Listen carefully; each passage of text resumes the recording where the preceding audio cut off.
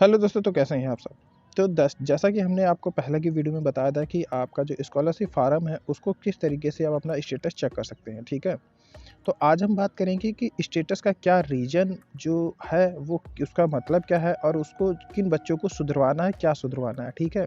और आपकी scholarship farm में क्या चीज़ें संशोधित हो रही हैं जिससे कि आपको वही करानी है सिर्फ, ठीक है। इसके अलावा आपके फार्म में कोई भी जो है चेंजेस नहीं होगा। तो इन सब चीज़ों के क्वेश्चन के आंसर हम आपको देने वाले हैं, तो वीडियो को बहुत ध्यान से देखिएगा, ठीक है। अगर आपने स्कॉलरशिप फार्म भरा है तो आपके लिए काफ़ी ज़्यादा ये इंपॉर्टेंट होने वाली है वीडियो। और दोस्तों, अगर आप चैनल पर पहली बार आए हैं तो सब्सक्राइब ज़रूर कर लें। तो दोस्तों, यहाँ पर जो है हम कुछ रीज़न की बात कर लेते हैं, बट दोस्तों अगर आपका इसमें से कुछ और रीज़न होगा तो आप जो है कमेंट करके अगर पूछेंगे तो हम आपको जो है वीडियो के माध्यम से ज़रूर बताएँगे। तो यहाँ पर जो है पहला जैसे रीजन की बात कर लेते हैं, बहुत सारे फ्रेश बच्चों में ही आपको देखने को मिलेगा, ठीक है। क्योंकि फ्रेश बच्चे जो हैं काफ़ी ज़्यादा स्कॉलरशिप को इस बार कंफ्यूज हैं, क्योंकि पोर्टल चेंज हो गया है। तो यहाँ पे एक रीजन आपको देखने को मिलेगा जो है इनकम सर्टिफिकेट डुप्लीकेट, ठीक है। तो इसका मतलब क्या होता है, सभी बच्चे पूछ रहे हैं। तो इसका मतलब दोस्तों ये होता है कि जैसे कि आप सभी जानते होंगे कि इस बार जो है सारे स्कूलों में जो है आपके पिताजी की आय जो है इनकम सर्टिफिकेट लगाया गया था, यानी कि बच्चे का नहीं लगाया गया था, ठीक है। तो इसमें हुआ क्या था, जैसे कि एक फैमिली में आपके दो भाई बहन हैं, ठीक है।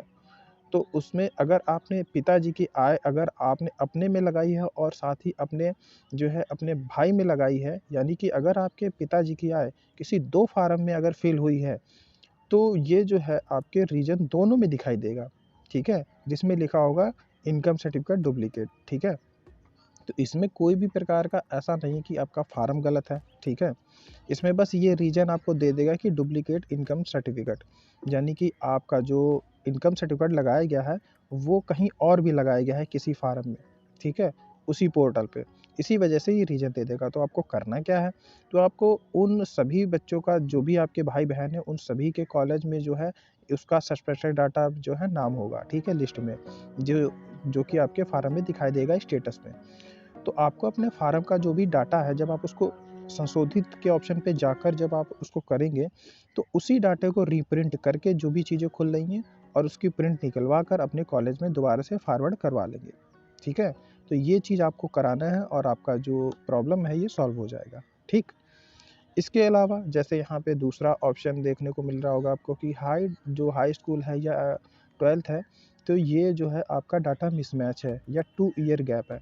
तो अगर ऐसा कुछ आता है तो आप जो फ्रंट पेज पे आप देख सकते हैं कि हाई स्कूल इंटर का जो डाटा भरा जाता है, जो कि आपको बाद में जो है शो नहीं होगा फार्म पे, सिर्फ़ आपको चेक प्रिंट पे जो है पहले आपको दिखाई देगा, उसके बाद में मतलब पहले जो ये होता था पिछले साल, तो इसमें आपको चेक प्रिंट पे दिखाई देता था, फाइनल पे नहीं दिखाई देता था। बट इस बार क्या है, इस बार उल्टा है दोस्तों, इस बार आपको चेक प्रिंट पे नहीं दिखाई देगा, फाइनल पे ही दिखाई देगा, ठीक है। यदि अगर आपका हाई स्कूल और इंटर का डाटा अगर आपने फार्म फिल किया होगा तो आपको पता होगा कि जो डाटा होता है वो आपको चेक प्रिंट पे नहीं दिखाई देता होगा। अगर आप वो चीज़ गलत हो गई है तो आपको डायरेक्ट फाइनल में ही शो करेगी, तो जिससे पूरा फार्म बेकार हो जाता था, आपको दोबारा फार्म भरना पड़ता था, ठीक है। तो यहाँ पर जो है वही डाटा है, आपका कुछ ना कुछ गड़बड़ होगा। उसको आप हाई स्कूल और इंटर की मार्कशीट से अच्छे से चेक करेंगे तो आपको पकड़ में आपकी गलती आ जाएगी। तो उसको जो है करेक्शन करवा के आप अपने कॉलेज में दोबारा से फॉरवर्ड करवा लेंगे। तो यहाँ पर दोस्तों क्या चीज़ें ओपन हो रही हैं फार्म पे, ये सबसे पहले हम आपको बता देते हैं, ठीक है। क्योंकि बहुत सारे बच्चे सोच रहे हैं कि हमारे जो है नाम चेंज हुआ है, ठीक है, आधार कार्ड पे वो भी शायद बदल जाए, या फिर हमारा जो सही रसीद की डेट है, ठीक है, या फिर हाई स्कूल का रोल नंबर है ये भी बदल जाएगा। तो दोस्तों ये सब नहीं बदलता है, ठीक है, संशोधित डेट में। इसमें क्या चीज़ें होती हैं वो हम आपको बता देते हैं। तो जैसे यहाँ पर एक फ्रेश बच्चे का जो है संशोधित फार्म है, तो इसमें सिर्फ इनकी जो है इस बार फ़ीस रसीद है, तो ये भी लॉक कर दी गई है, ठीक है। इस बार जो है फ़ीस रसीद ओपन तो हो रही है, बट अगर किसी की जैसे कि 3000 है और 4000 फ़ील हो गई है या 5000 फ़ील हो गई है, तो वो भी जो है करेक्शन नहीं हो रही है, वो लॉक है, ठीक है। इसके अलावा जैसे इसमें दे रहा है कि गत वर्ष का परीक्षा फल, ये अगर पास है या प्रमोटेड है, ठीक है, जैसे बैक लगी थी पिछले साल उसकी, तो पास गलती से लिख दिया है, प्रमोटेड में होना चाहिए। तो यहाँ पे इस चीज़ को भी करेक्शन किया जा सकता है। गत वर्ष की परीक्षा प्रणाली, इसको भी करेक्शन किया जा सकता है। जैसे कि इस बार क्या हो गया है, एलयू में जो है सेमेस्टर प्रणाली से एग्ज़ाम होते हैं, तो बहुत सारे बच्चे जो हैं वार्षिक लिखे पड़े हैं, तो इसको भी वो करेक्शन करा लेंगे, ठीक है। इसी प्रकार जो है वार्षिक परीक्षा अंक प्रणाली, यहाँ पर अंक प्रणाली जो है किसी में एसजीपीए प्रणाली है, किसी में वार्षिक परीक्षा अंक प्रणाली है। तो जो बच्चे 12th और जैसे कि अपने गत वर्ष में सेमेस्टर का जो है रेशियो जोड़ के ऐड करते हैं, जैसे कि दोनों का रिजल्ट ऐड करके लिखते हैं, तो उनका एसजीपीए प्रणाली में जाता है। ठीक है, तो इसी प्रकार यहाँ पे गत वर्ष का प्रतिशत अगर किसी का गलत हो गया है तो अपना सही करा लेगा।